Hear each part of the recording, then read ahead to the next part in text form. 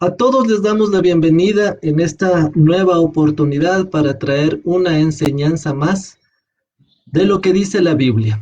Y en esta nueva enseñanza vamos a empezar a topar el tema del arrebatamiento de la iglesia.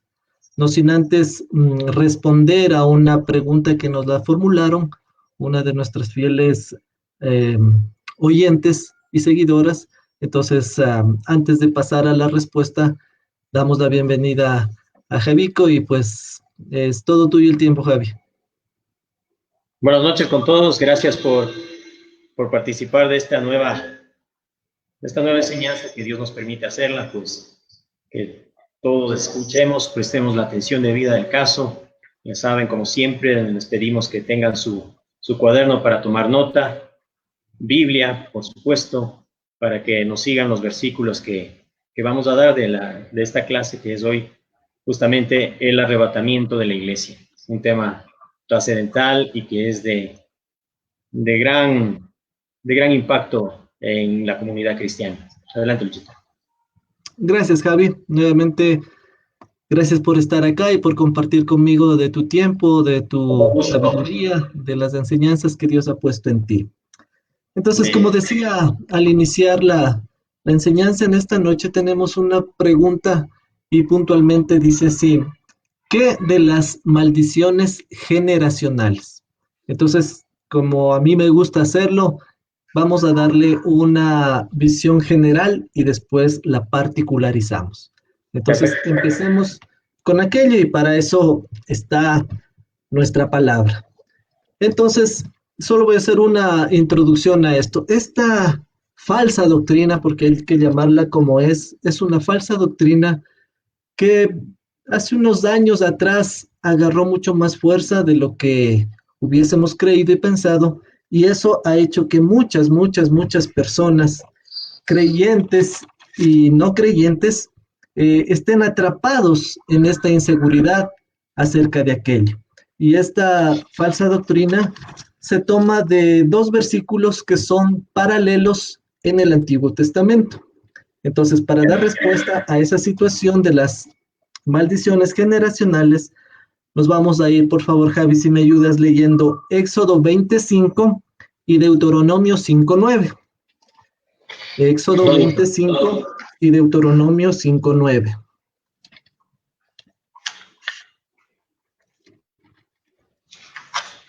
Lo tengo aquí. La palabra del Señor dice en Éxodo 20, versículo 5. No te inclinarás a ellas ni las honrarás, porque yo soy Jehová tu Dios, fuerte, celoso, que visito la maldad de los padres sobre los hijos hasta la tercera y cuarta generación de los que me aborrecen.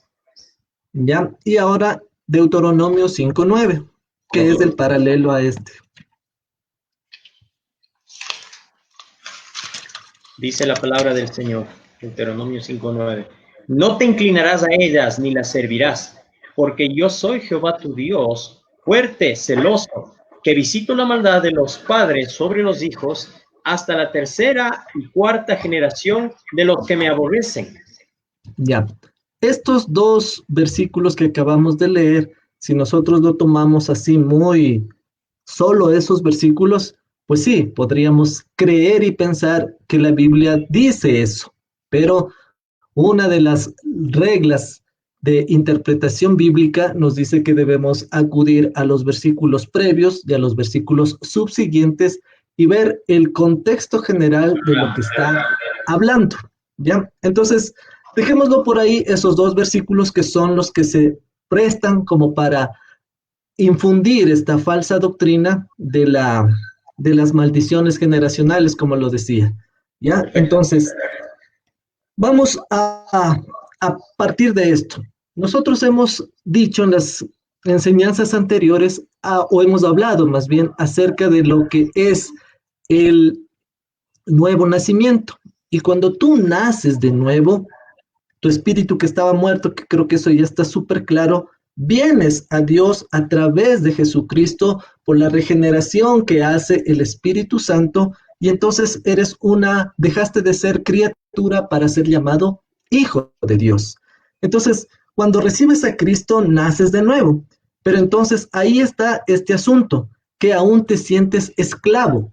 De acuerdo a esto, y te has dejado llevar tal vez por esos rumores o esta falsa doctrina, sientes que como que no hace falta y como que por aquí, como que por allá, y tu fundamento empieza a tambalear. Pero eso no es así o no debería ser así.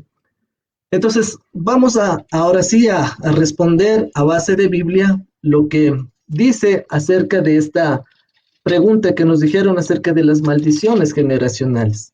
Vamos por un momento a Juan capítulo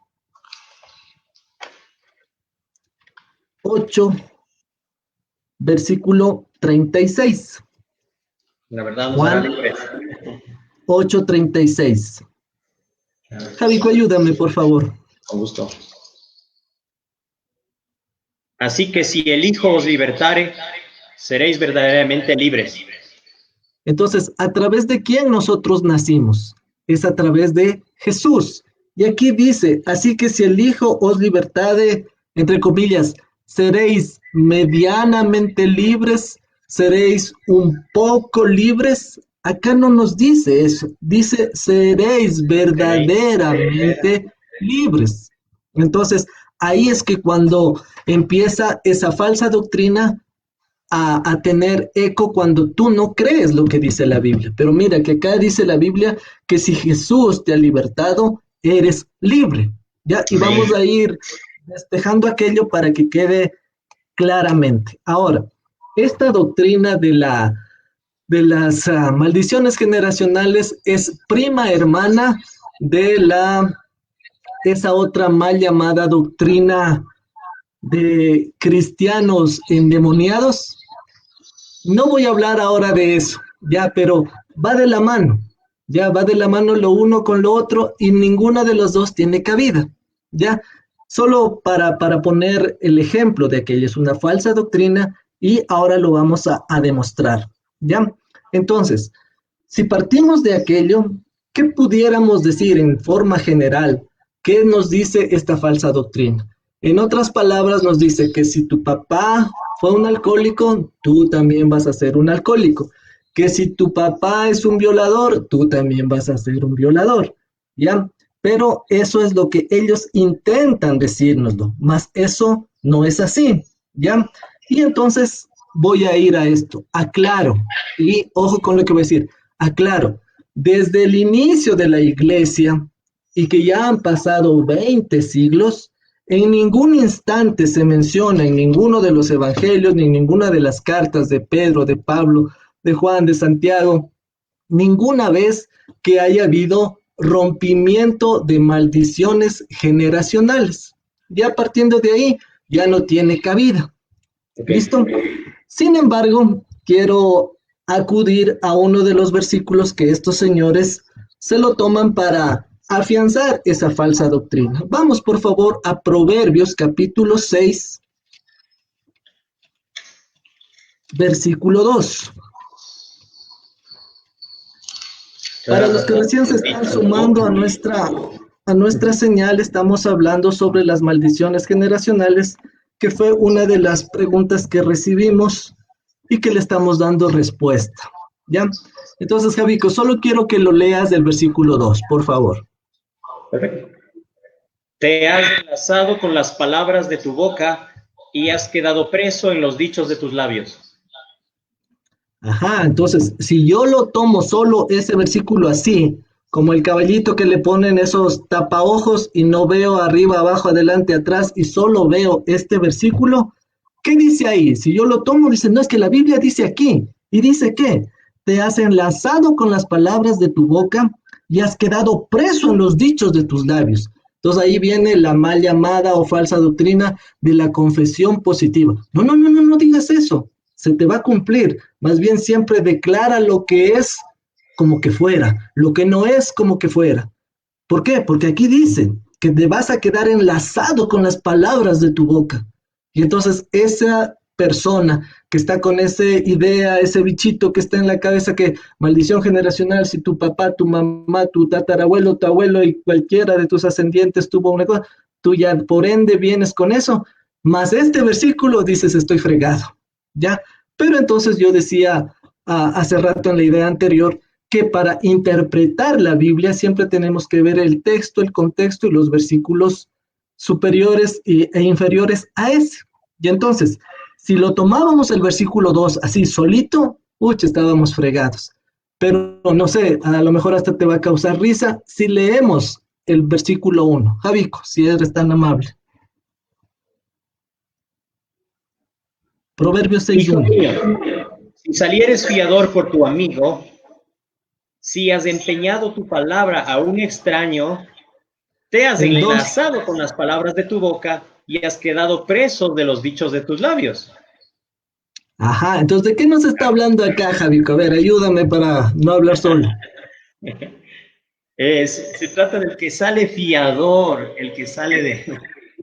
Prácticamente así está. Yo te digo aquí entre panas, Javi, mira, necesito hacer un préstamo, así que tú eres el ungido, Javico. Préstame tus cédula, papeleta de votación, el de la Silvita también, así que vamos, y chuchu. Yo no pago las cuotas, ¿y a quién le van a ir a cobrar? Lógicamente al que salió de garante. De fiador, de garante. Entonces, mire que este es el versículo que se toman para decir que las palabras de tu boca son las que te enlazan y tanto cuento, pero si lo leemos, se trata de aquello. Y ahora leámoslo el 3, Javi. Con todo gusto. Haz esto ahora, hijo mío, nos recomienda la palabra de Dios. Haz esto ahora, hijo mío, y líbrate, ya que has caído en la mano de tu prójimo. Ve, humíllate y asegúrate de tu amigo. ¿Dónde tiene poder las palabras? ¿Dónde quedas enlazado? ¿Dónde queda todo lo que está puesto aquí? Que tus labios ya te han dicho cosas que no son. ¿Sí se da cuenta? Entonces, con esta idea, si nos trasladamos nuevamente a los primeros versículos que leíamos, Éxodo 25 y Deuteronomio 5:9, hoy con esa aclaración lo podemos leer y nos vamos a dar cuenta que es otra la realidad, ¿sí? Si lo leemos los versículos anteriores al Éxodo 25, nos damos cuenta que son los 10 mandamientos que Dios le dio a Moisés. Y en esos nos detalla, perdón la redundancia, detalladamente cada cosa que Dios le agrada. Pero aquí nos está haciendo una aclaración de qué, de que esto va a caer para quiénes, para los que no cumplen, para los que aborrecen a Dios. Para esos son estas situaciones. ¿Por qué? Si leemos el versículo 6, Gaby, por favor, del 26, ¿qué nos dice? Correcto. Y hago misericordia a millares, a los que me aman y guardan mis mandamientos. Ya, nosotros no somos Einstein ni Isaac Newton, pero lo vamos a entender. ¿Qué es más? ¿Millares o tercera y cuarta generación? ¿Qué es más? Ya, entonces, mire que, por eso digo, cuando nosotros leemos y no nos dejamos meter cuento, nos damos cuenta de aquello. Aquí claramente nos lo dice, y hago misericordia a millares. Entonces, ahí, cuando estas personas, que bueno, toca meter el dedo en la llaga, y si me estás escuchando y eres parte de uno de estos grupos sectarios, en el amor de Cristo recíbelo.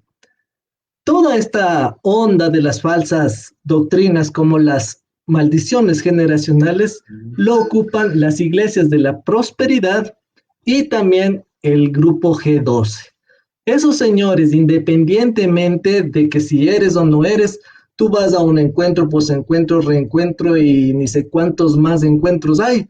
Irremediablemente vas a uno de sus terapias y lo primerito es rompimiento de maldiciones generacionales. Entonces la pregunta ahí es, ¿rompimiento de qué? Si yo voy a Cristo, o tal vez una persona que acude a esto sin conocer a Cristo, imagínate, le están metiendo metafísica, psicología, filosofía y cualquier otra cosa, menos lo que deberían dar. Palabra de Dios.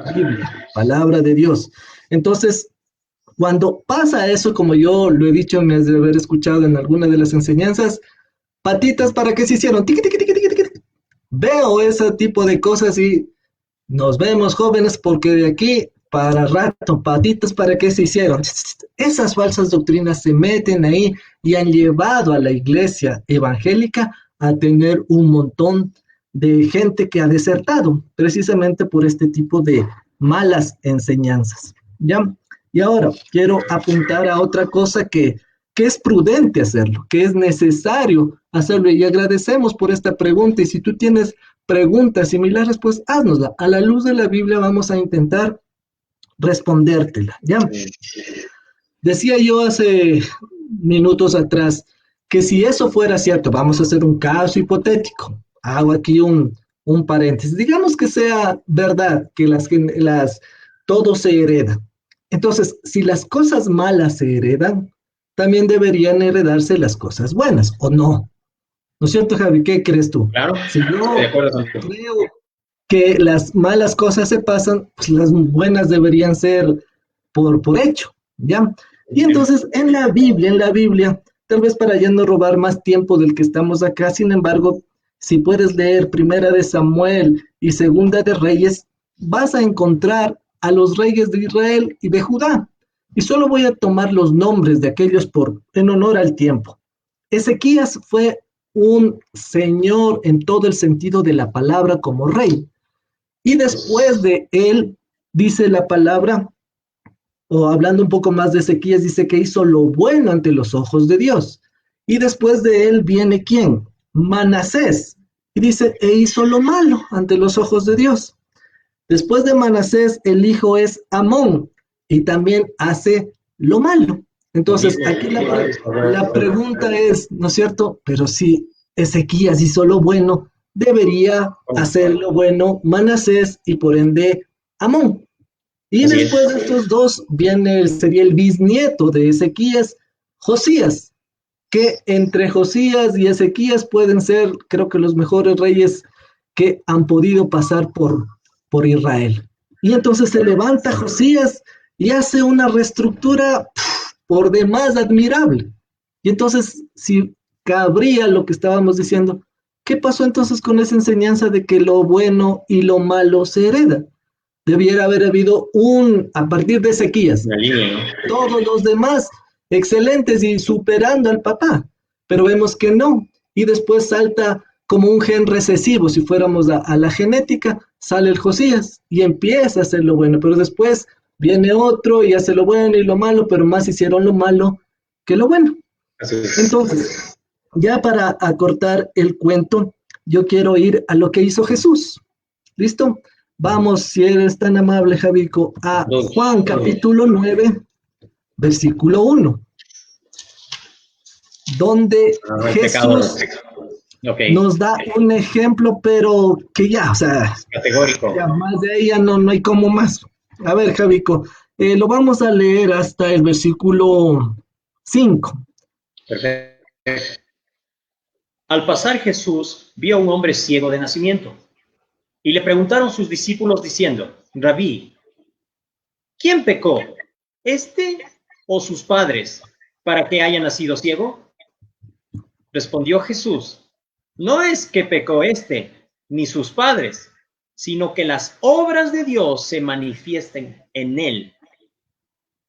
Sino para que las obras de Dios se manifiesten en él. Me es necesario hacer las obras del que me envió, entre tanto que el día dura. La noche viene cuando nadie puede trabajar. Entre tanto que estoy en el mundo, luz soy del mundo. Jesucristo, Señor. A ver, entonces, palabras de Jesús. Les dice a sus discípulos, o los discípulos le preguntan, ¿y quién pecó entonces? Como que también fueran estos señores de esta falsa doctrina. ¿Quién pecó? ¿Este o sus padres? Y entonces, ¿qué le dice Jesús? Me es necesario hacer las obras del que me envió. ¿Y qué él vino a hacer acá? Lo que leíamos en el capítulo anterior, hacernos verdaderamente libres. Entonces, no hay esa situación de que se van pasando. Ahora, yo quiero que me entiendas lo que voy a decir. Puede ser que el patrón que tuvo tu ascendiente, tu abuelo, tu papá, que son los más cercanos, influyan en ti, eso es otra cosa. Eso es totalmente real. ¿ya? Y entonces, si tú ves ese patrón, obviamente lo vas a repetir. Y por eso dice ese dicho que las palabras dan un ejemplo, pero el testimonio arrastra. Entonces, siendo así, pudiéramos escudarnos, y esa es otra de las circunstancias, y aquí quiero también meter el dedo en la llaga. A veces se toman de eso estas personas para decir algo así como, te escudas en esa situación y pasó algo en tu vida, fuiste abusado, tuviste un papá, un esposo, un abuelo alcohólico, tuviste, o sea, un patrón que te pudo marcar, pero cuando vienes a Jesús, dice que Él te hace verdaderamente libre. Ojo, tienes influencia, tienes ese patrón que podría ayudarte, pero hay ejemplos en la vida diaria que te pueden hacer diferente.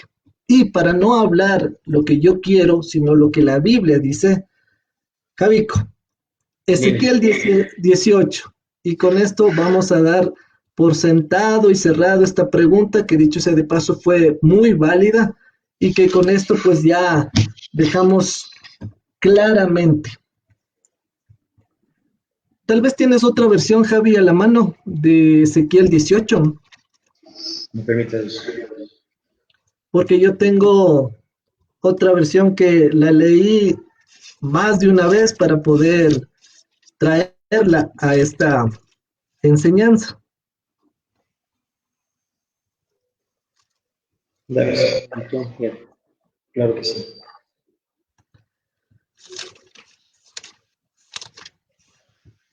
La, Ya. a ver, Javi, Ezequiel, vamos a hacerlo en tres partes. Ezequiel 18 del 1 al 4, por favor.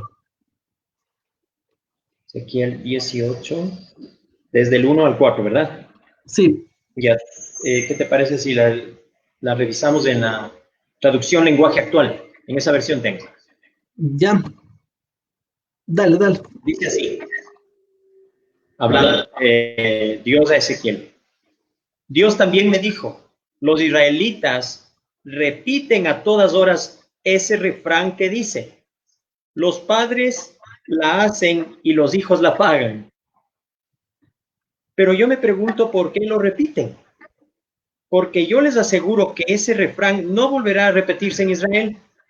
La vida de todo ser humano me pertenece, tanto la de los padres como la de los hijos. Solo morirá aquel que peque. Ujú.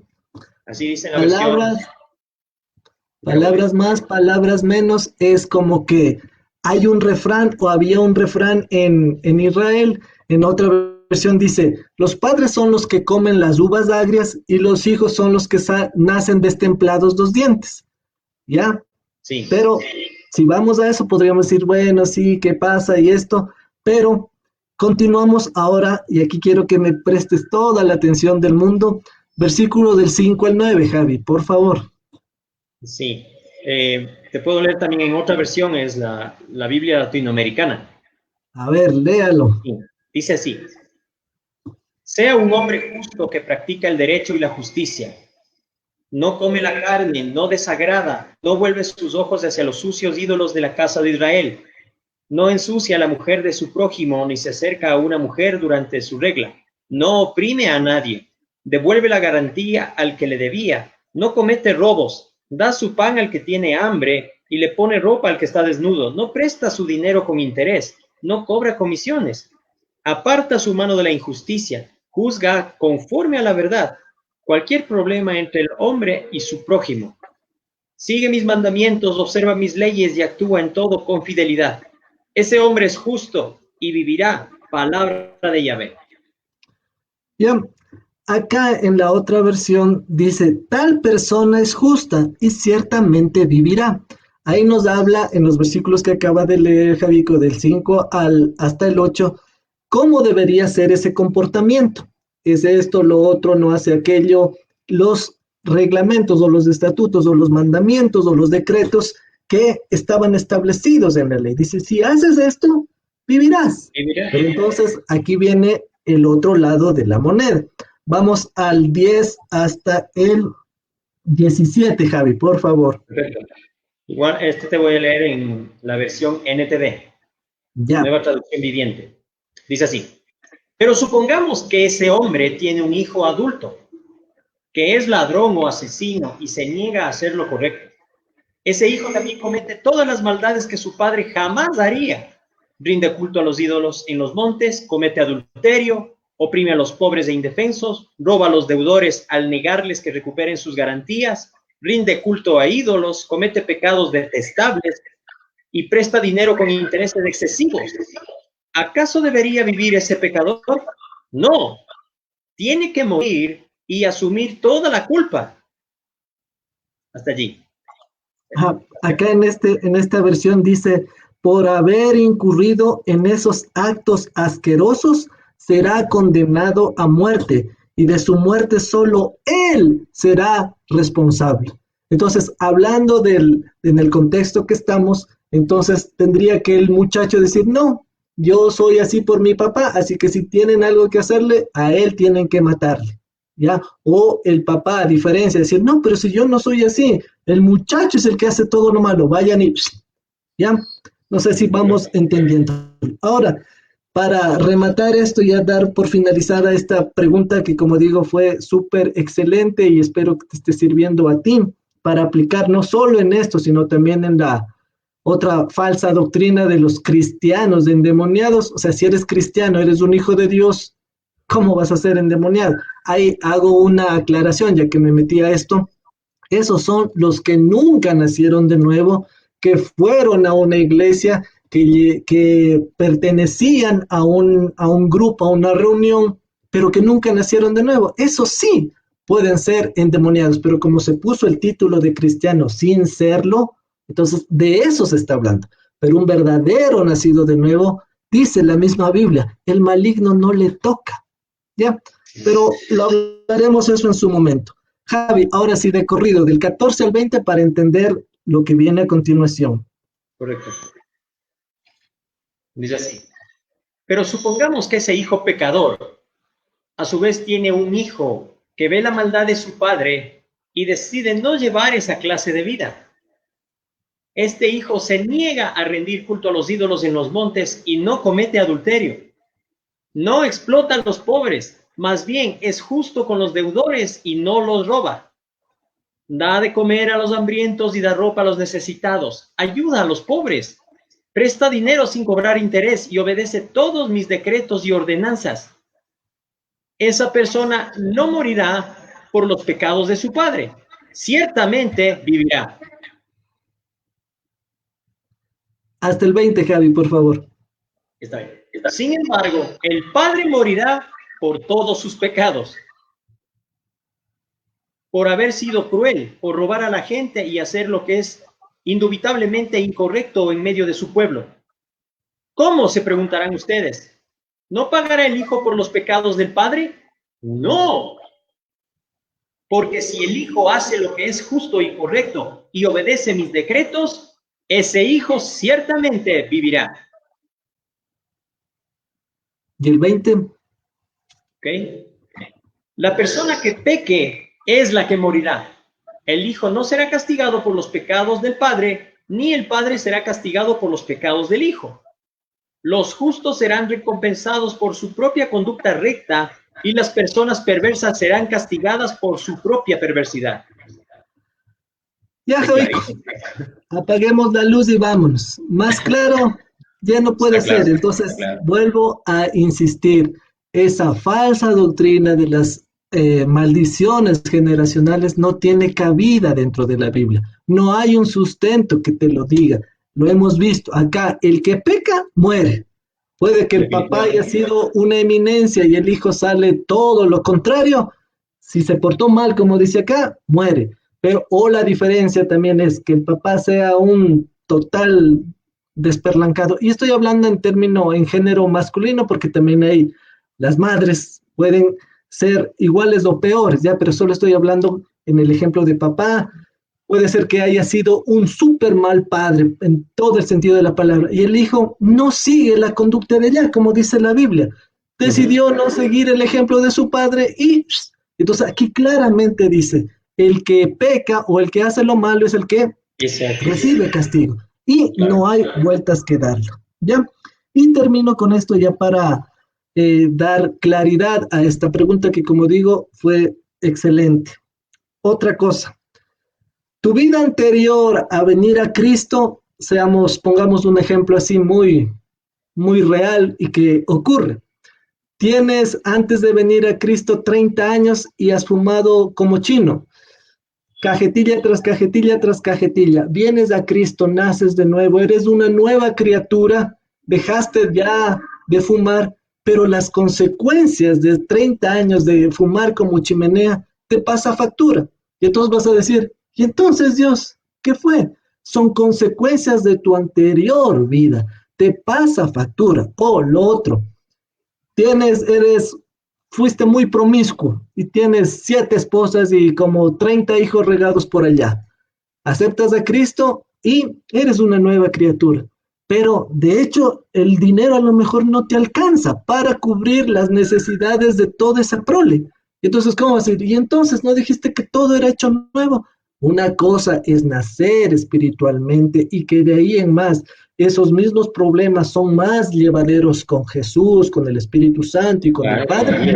Que después decir, no sé, yo ya me hice cristiano y ahora sí, Dios encárguese de las 7 hijas, de las 7 mujeres, de los 30 hijos, encárgate de mi efisema pulmonar y cosas por el estilo. Que Dios puede hacerlo, ojo, pero en cambio sería como dicen los colombianos, muy conchudo Dios, pero no es así. ¿Ya? ¿Sí me explico? Entonces, una cosa es una y otra muy distinta es otra. Ahora, hago otra aclaración. Tú vienes a Cristo y aquí meto otra vez el dedo en la llaga. Nos dan un falso evangelio o con tal de agarrar adeptos dicen, no, acepta a Cristo y todo será color de rosa. Tu esposo va a cambiar, tu esposa va a cambiar, tus hijos así, tu trabajo por acá y la falsa prosperidad.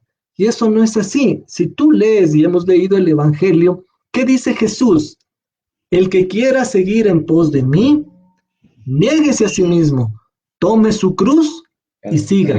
¿Dónde está el color de rosa? ¿Dónde te dice, no, tranquilo, échate a la cama, date a la fama, que mira, ya eres un hijo de Dios y la plata te va a caer como el maná? Nada que ver. Entonces, si se dan cuenta, meten una cosa, la mezclan con otras, te hacen un champús y te mandan. Y después, esas personas que les dijeron que no, que si vienen a Cristo todo va a ser distinto, cuando se acercan y ven que eso no es así, ¿qué pasa? Son los que se devuelven. Y ahí es cuando se cumple la parábola del sembrador. Fueron los que cayeron en el camino, entre las piedras, o que crecieron entre cizaña. Y después son ellos los que fueron vistos por la gente y dicen, y este no era el cristiano, y este no era el que iba. Insisto en esto, solo se colgaron el título o el nombre de cristiano, pero nunca nacieron de nuevo, porque uno que nació sabe a lo que se metió. ¿Por qué digo esto? Ejemplos en la Biblia nos dan. ¿Qué pasa con Job? Ya lo sabemos al derecho y al revés. ¿Qué pasó con José? Todo el plan y el propósito que Dios tenía para esos dos en particular, por no mencionar otros más, pero esos dos en particular. Pasaron un montón de vicisitudes, pero a la final Dios ¿qué hizo? Los honró, les dio, en el caso puntual de Job, le cuadriplicó todo lo que tenía. En José fue el segundo después de Faraón. Y bueno, ahí hay otra connotación para llevar a los hebreos y que sean conocidos en Egipto. Y bueno, ese es otro cuento. Entonces, ya para puntualizar y terminar esto, una cosa entonces es lo que tú has hecho antes y que te va a pasar factura, pero eso no es una maldición generacional, es algo que tú hiciste. Si yo soy drogadicto, me gusta la hierba, vengo a Cristo, pues tengo que dejar a mis amigos que me ofrecían hierba, ¿no te parece? Porque si yo los frecuento, de ley voy a caer. Y entonces voy a decir, no, Dios, es que no puedo salir, es que mi papá era así y tú, la sangre de Cristo no tuvo valor. O sea, ¿de qué hablamos? ¿Ya? Entonces, todo es consecuencia en muchos casos de nuestros propios pecados. Dios no tiene nada que ver. Ahí entra nuestra propia concupiscencia. ¿Sí? Con esto quiero dejar cerrado esta pregunta que a la persona que nos hizo. Espero en el amor de Cristo te haya servido muchísimo y insisto a la luz de la Biblia, no hay maldiciones generacionales, no existen las maldiciones generacionales. Y hemos dado versículos de aquello. Ezequiel 18, si lo puedes leer en una y otra versión, te va a ayudar para estar más tranquilo, más tranquila y que puedas vivir plácidamente en la libertad que Jesús nos ha dado cuando hemos nacido de nuevo. Eso, Javico. Creo que con Muy eso bien. damos por terminada esta pregunta que fue hecha y ahora sí vamos al tema del día de hoy. ¿Te parece, Javi? Perfecto. Gracias por tu explicación, gracias por tu disertación. Gracias porque todos aprendemos siempre algo nuevo de la palabra de Dios. Amén. Entrando en el tema, pues ciertamente entendemos qué es el arrebatamiento, qué significa, qué trasciende este evento que será en todo el planeta Tierra, que será notorio, que será algo espectacular, que va a ser Dios con su iglesia, con la gente que lo ama, con la gente que está siguiendo sus mandamientos, que está obedeciendo su palabra, que ora, que busca el rostro de Dios. Sí, justamente esto del arrebatamiento, ¿qué significa, no? Pues viene de una palabra griega, zarpazo. Entonces, esto quiere decir que va a ser instantáneamente, va a ser en un abrir y cerrar de ojos este acontecimiento. ¿Qué acontecimiento es? Que Cristo viene por su iglesia. Y tenemos estos versículos bíblicos que nos hablan de este acontecimiento maravilloso que sucederá pronto, que sucederá cuando empecemos a ver las señales, que tenemos que estudiarlas para estar atentos, como dice la palabra de Dios. Cuando estas cosas, cuando estas señales empiecen a suceder, erguíos y levantad vuestra cabeza, porque su redención no se tarda, está cerca. Y vamos a leer unos versículos bíblicos que justamente amparan esta doctrina, son el soporte de esta enseñanza del arrebatamiento. Y encontramos en el Nuevo Testamento, en el Evangelio de Juan, capítulo 14, los versos 2 y 3. Si lo tienes a la mano, Luchito, ayúdanos, por favor. Claro que sí. ¿Me repites 1 Tesalonicenses? No, primero vamos a Juan. Ah, ok.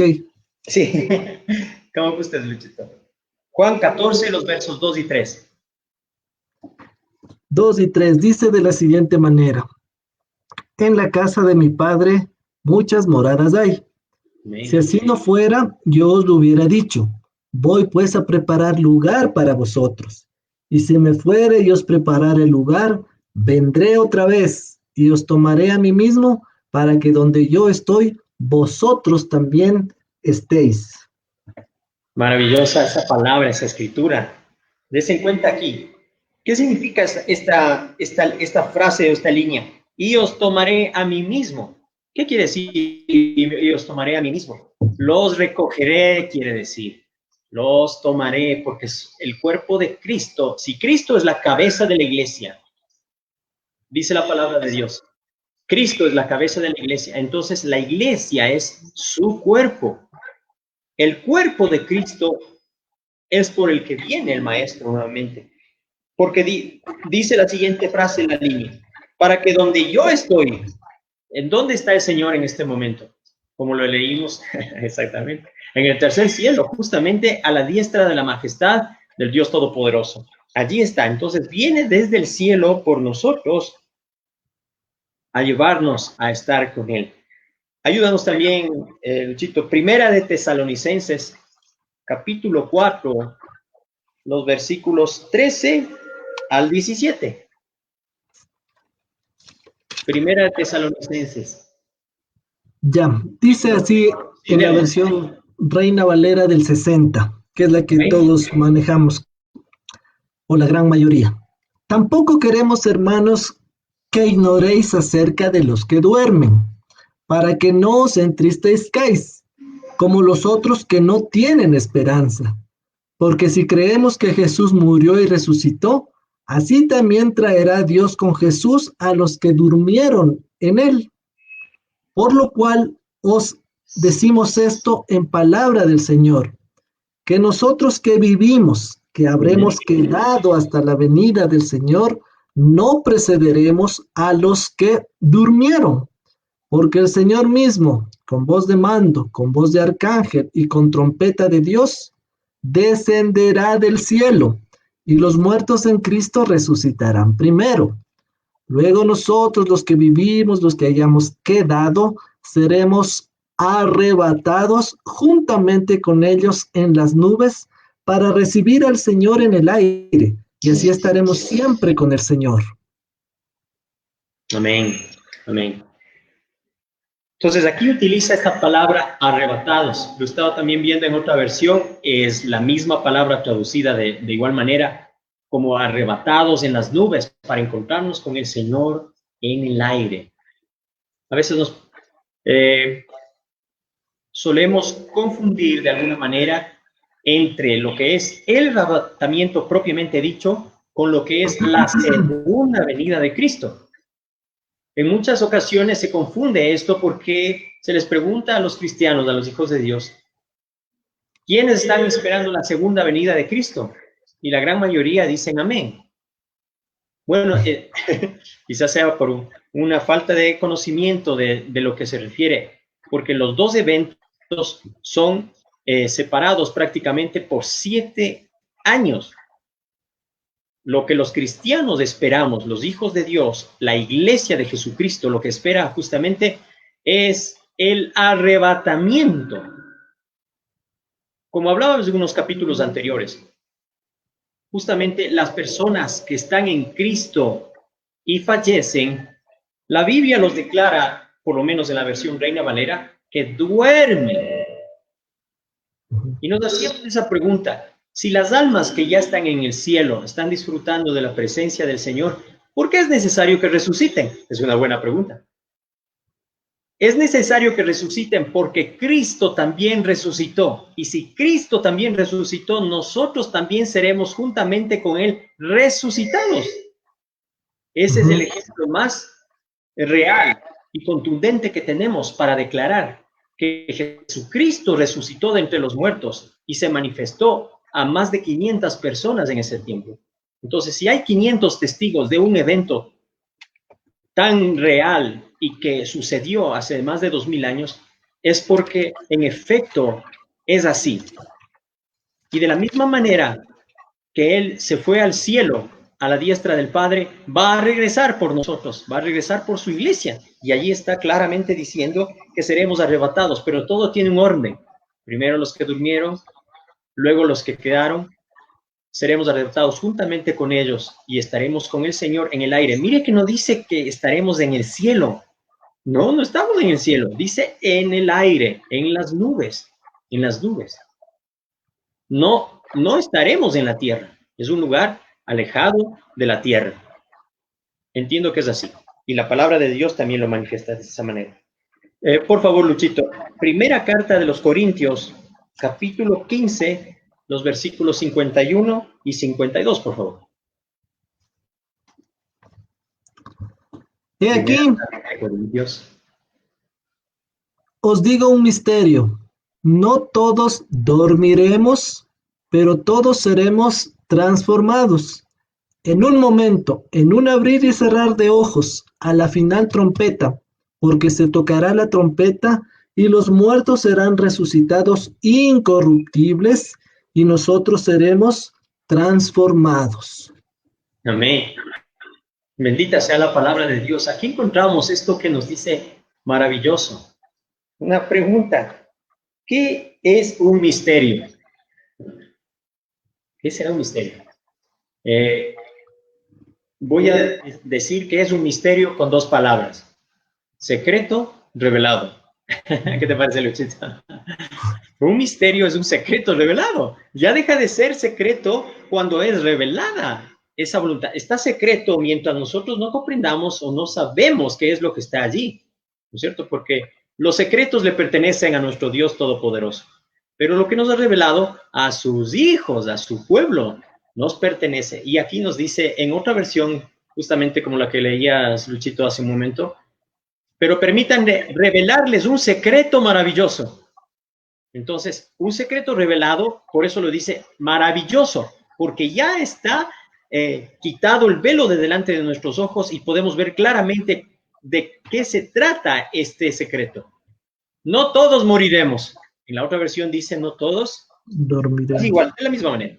Pero todos, ¿qué cosa? Seremos transformados. No todos moriremos. Aquí Pablo está hablando, el apóstol Pablo está hablando justamente de todo el cuerpo de Cristo, de toda la iglesia del Señor, la que está andando con vestiduras blancas, sin mancha, ni arruga, ni cosa semejante. Esa es la iglesia por la que viene el Señor Jesucristo. Por los nacidos de nuevo y los que aman su venida, los que aman que Él nos venga a buscar. ¿Y qué más dice? Sucederá en un instante. En un instante. ¿Qué es un instante? Un abrir y cerrar de ojos, en un parpadeo, en fracciones de segundo puede ser. Cuando se toque la trompeta final. Pues cuando suene esa trompeta, los que hayan muerto resucitarán para siempre, dice la palabra. En la versión Reina Valera dice incorruptibles, ¿verdad? Sí. Y nosotros los que estemos vivos también seremos transformados. ¿Seremos transformados en qué? Tendremos un cuerpo glorificado, un cuerpo celestial, un cuerpo espiritual, ¿sí?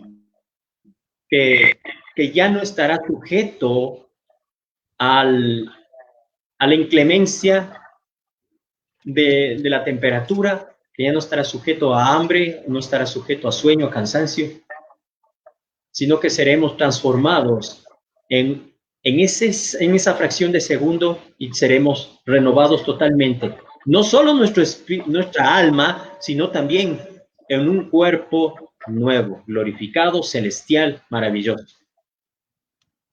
Y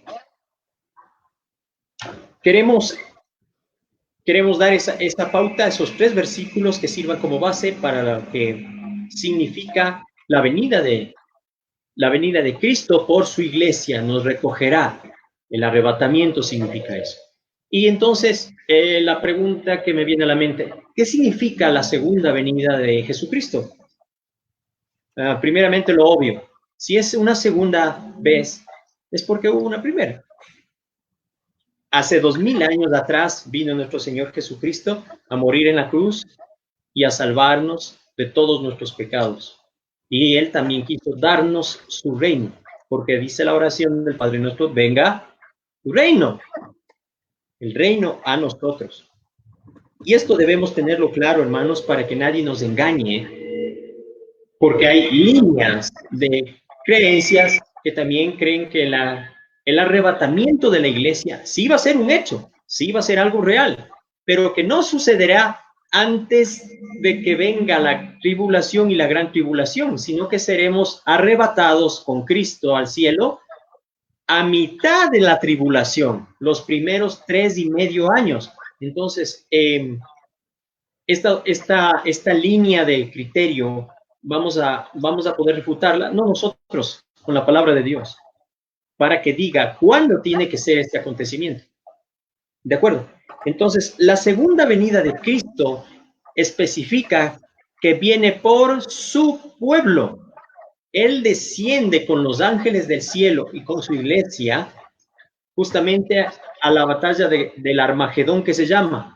En el valle de Megiddo estarán todas las naciones de la tierra, estará el anticristo, el falso profeta, y querrán hacer guerra contra el Rey de Reyes y el Señor de Señores.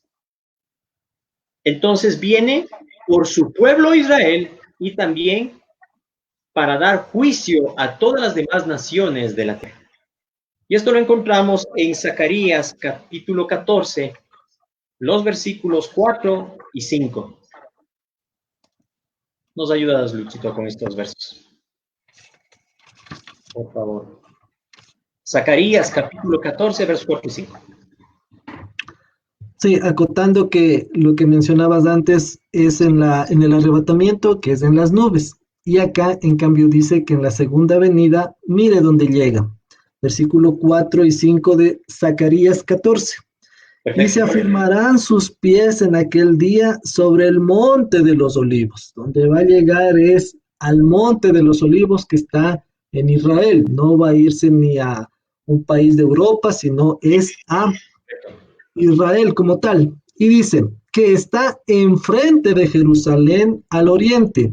Y el monte de los olivos se partirá por en medio hacia el oriente y el occidente, haciendo un valle muy grande. Y la multitud, y la mitad del monte se apartará hacia el norte y la otra mitad hacia el sur. Correcto. Y huiréis al valle de los montes, porque el valle de los montes llegará hasta Asal.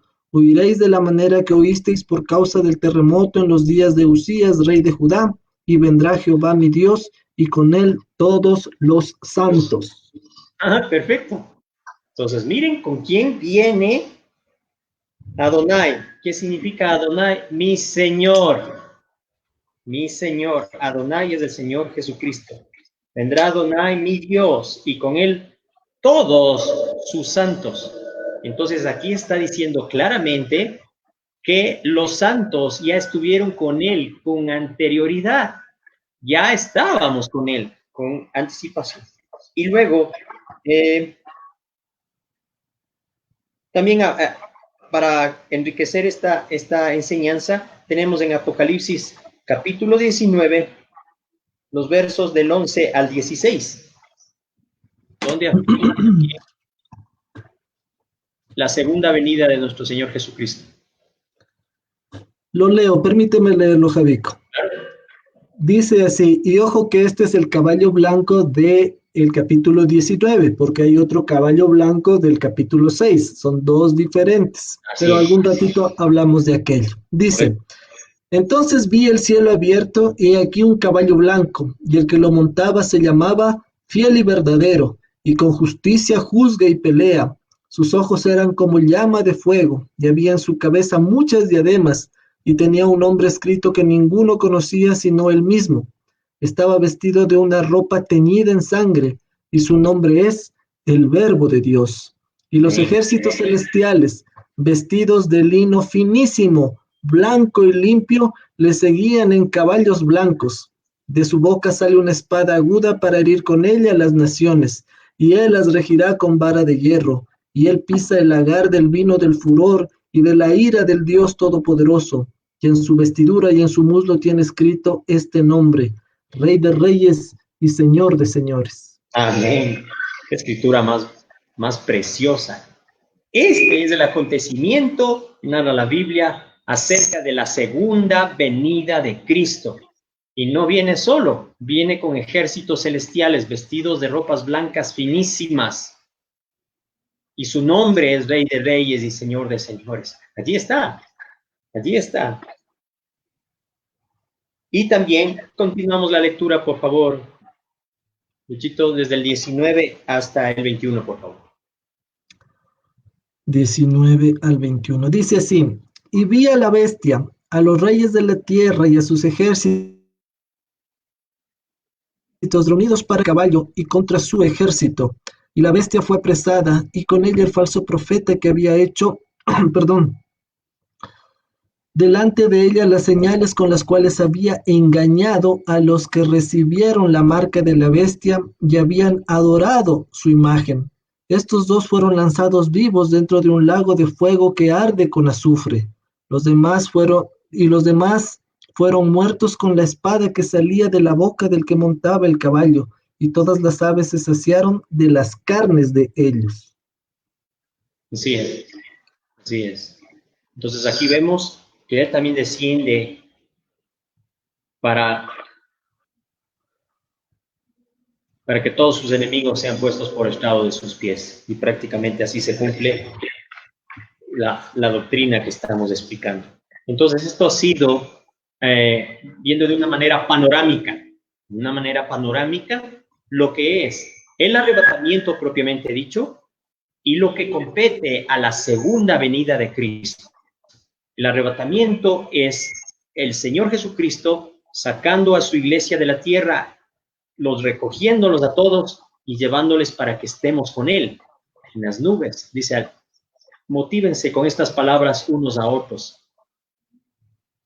Enciendan su fe, que se incremente su fe en el Señor Jesucristo. Y la segunda venida de Cristo es ya con nosotros y con los ejércitos celestiales, justamente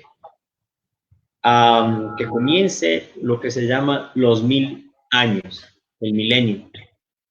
Entonces, esta es una versión, como les digo, global de estos dos acontecimientos que sucederán, solo Dios lo sabe cuándo, pero que tienen una diferencia del arrebatamiento a la segunda venida de Cristo, 7 años.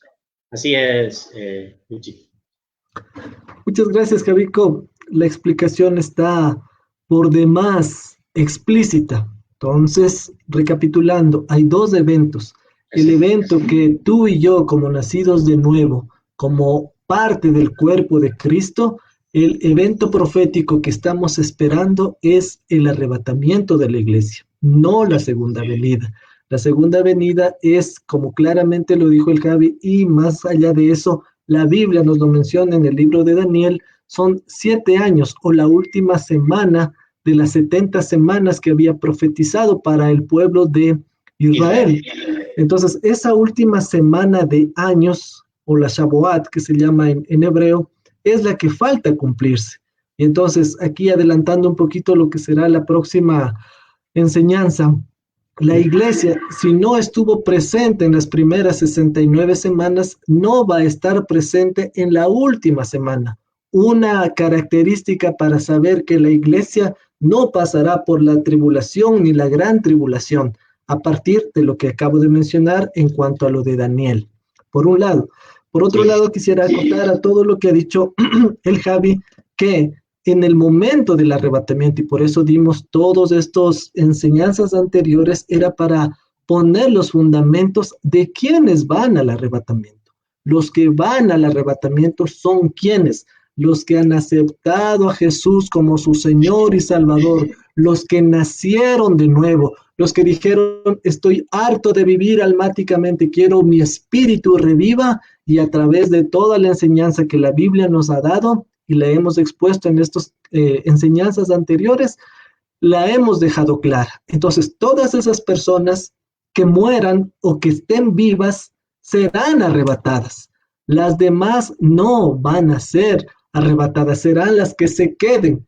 Y bueno, eso será tema de las próximas enseñanzas. Solo estamos dando una visión global para que después vayamos particularizando y dando puntualmente la enseñanza que se requiere. Entonces, como iglesia querida, iglesia del cuerpo de Cristo, nosotros somos dos, ahorita estamos dos dándoles la cara a ustedes, pero somos una partecita de todo ese gran cuerpo de Cristo. ¿Qué es lo que está esperando Jesús? A ese cuerpo que se vista de lino fino, limpio y resplandeciente. Eso está esperando, que tú como parte de la iglesia, como parte del cuerpo de Cristo, te prepares para ese encuentro, que estés viviendo en santidad para que ese evento que va a ocurrir, Dios quiere que sea muy pronto, ya han pasado tantos años y estamos expectantes de aquello.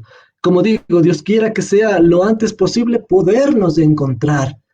Ya, pero entonces, pelea, lucha fervientemente, lo que dice el Apocalipsis, que no seas ese tibio que te vomitará de su boca, que te despreciará de su presencia, que seamos esos que están en constante ebullición, que estamos calientes, pero no calientes por las emociones. Insisto en esto, y si caigo y redundo, pues es para que tengas claro que no es necesario estar caliente por las emociones, por los sentimientos. Tú tienes que estar caliente de acuerdo a lo que dice Juan 4:24, los verdaderos adoradores en espíritu y en verdad. Y entonces esos son los que está buscando ahí. No son mis palabras, palabras de Jesús. Dios está buscando verdaderos adoradores. ¿Para qué? Cuando lleguemos a topar el capítulo 4 y el capítulo 5 del Apocalipsis, belleza son esos capítulos. ¿Por qué? Porque ahí vas a ver la adoración celestial, la adoración que tiene Dios en su trono. Y entonces no va a ir uno que, no, es que me gustaron las luces, y no viste la guitarra del guitarrista redundando, o no, la voz del que canta, de la que le hace los coros. Eso no te sirve. Tú tienes que nacer espiritualmente. Todo eso es forma, pero lo que tiene que servirte es el fondo. ¿Dónde está tu fundamento? Que tu fundamento sea aquello que te dice, dejaste de ser criatura para ser llamado hijo de Dios. Y si eres hijo de Dios, tienes derecho a que cuando suene esa trompeta, al encuentro con Jesús, al encuentro con el novio. Entiende eso, ya vamos a entrar a aquello. La iglesia es llamada la novia de Cristo. Y en la segunda venida, como acotaba el Javico, vendrá como la esposa del Cordero. Vamos a las nubes como novia y bajamos como la señora, como la esposa de Cristo. Mira qué ricas bendiciones que tiene la Biblia. Pero, como insisto, solo hemos dado un preámbulo, una enseñanza para sobre eso ir dando las siguientes enseñanzas. Y otra vez insisto en aquello, no te pierdas estas enseñanzas. Si puedes hacerlo en vivo, genial, pero si lo puedes hacer en diferido, hazlo. No te pierdas estas enseñanzas que están en la Biblia, que tras cámaras lo hemos hablado con el Javico. Nosotros lo que hacemos es particularizar, dártelo más comidito, tal vez no lo entiendes o lo has leído, pero no mismo. Entonces aquí lo que queremos hacer es lo que nosotros hemos aprendido, tome, coma, sirvas este buffet, este plato contundente, ya deje de tomar esas lechecitas, ya es tiempo. Si ya tienes más de 2 o 3 años en una iglesia o más, como en nuestro caso, debes comer esto, pero perdón la expresión, a boca llena. Y entonces aquí está eso. Y solo para culminar la idea, la profecía bíblica está llamado precisamente a eso. Desgraciadamente la iglesia evangélica se ha olvidado de predicar profecía bíblica. Y eso es lo que hoy, al final de los tiempos como estamos viviendo, es lo que le hace falta a la iglesia. Despertarse, que no sean parte de esas 10 vírgenes. Ojo, si tú has leído la parábola de las 10 vírgenes, ahí dice que las 10 se durmieron, pero las 5 estuvieron con su reserva de aceite. Las otras se quedaron dormidas y sin reserva. Que nosotros seamos, en base a esa parábola, las que se duermen o las que estemos ahí como que medio despertándonos a lo que estamos viendo. Las señales son evidentes, o sea, Dios nos está diciendo, hey, hello, las señales son tanto para ustedes como para los incrédulos. Y entonces es necesario nosotros, como lo digo yo, abrir nuestros ojos espirituales, abrir nuestros oídos espirituales y ese corazón duro de que no, lo que yo ya sé, eso no necesito, eso es inválido delante de Dios. Lo que Él pide es un corazón contrito y humillado. Así que aprovecha estas enseñanzas, aprovéchalas, no las desperdicies. Y como decía, si lo haces en diferido, genial, mándanos tus consultas, mándanos tus preguntas, que nosotros a la luz de la Biblia podemos darte una respuesta a aquello. ¿Sí? Sin más ni más, entonces, Javi, gracias por darnos esa enseñanza, por mostrarnos o poner los pilares para seguir la próxima enseñanza con lo que viene. Y dicho sea de paso, será el día sábado a las 8 de la noche. Saca un tiempito y nos estaremos encontrando para seguir hablando de este tema. ¿Algo más, Javico, que acotar? No, que todo está explícito, el fundamento de la doctrina del arrebatamiento y también de la segunda venida de Cristo. Y como les decía, esta vista panorámica próximamente ya será específicamente a cada una de las particularidades que tiene este evento majestuoso. Eso es, Luz. Ok, entonces la invitación está planteada. Por favor, lee la Biblia, los versículos que hoy hemos dado acerca de, bueno, en principio dimos la respuesta a una pregunta de maldiciones generacionales. Si no lo escuchaste, vuélvelo a escuchar esta enseñanza. Y lo del arrebatamiento, que era el tema que queríamos empezar en esta noche, léalo para que cuando empecemos a hablar en la disertación, usted sepa de lo que estamos hablando. ¿Ya? Terminemos con una oración, Javi, ¿te parece? Amén. Oremos entonces. Amado Dios, le damos las gracias por la enseñanza que usted nos ha permitido transmitir a aquellos que nos escuchan. Yo le ruego que esta palabra no vuelva a usted vacía, que pueda ser de edificación para su crecimiento y vida espiritual. Bendiga a todos quienes nos están escuchando y que sea tal vez la respuesta que tanto querían o que tanto anhelaban, mi Dios del cielo. Así Gracias es. por la vida del Javi, por mi vida, que como lo decimos, venimos acá como siervos inútiles, no nos creemos más ni menos que nadie. Únicamente queremos expresar lo que usted nos ha enseñado y lo que tenemos en la cabecita. Poquito que sabemos, lo queremos poner al servicio de quienes lo escuchen, de esa iglesia gloriosa que usted quiere venir a levantar en el arrebatamiento. Que podamos a través de estas enseñanzas dar luz para que no estemos desapercibidos, sino que estemos más bien expectantes de que cuándo ocurrirá aquello. Gracias Dios por todo y le ruego que bendiga el resto de esta noche y la semana que aún quedan, los días que faltan por llegar, venir, nos bendiga en el trabajo, nos bendiga en nuestras actividades, nuestras relaciones familiares, personales, laborales, sean que usted las bendiga, mi Dios del cielo. Gracias Espíritu Santo por redarguirnos y por ahora hablar a todos y cada uno de los que nos han escuchado. En el nombre poderoso del Padre, del Hijo y del Espíritu Santo. Amén. Amén. Amén. Gracias, Señor. Listo, Javi. Te agradezco tu enseñanza, tu tiempo. Y Dios mediante nos estamos viendo el día sábado, si Dios no nos ha arrebatado antes y nos da la oportunidad de estar aquí enseñando su palabra. Que así quiera, Señor. Que el Dios de Israel les bendiga. Una excelente Dios les noche. bendiga. Adiós. Hasta luego. Besos.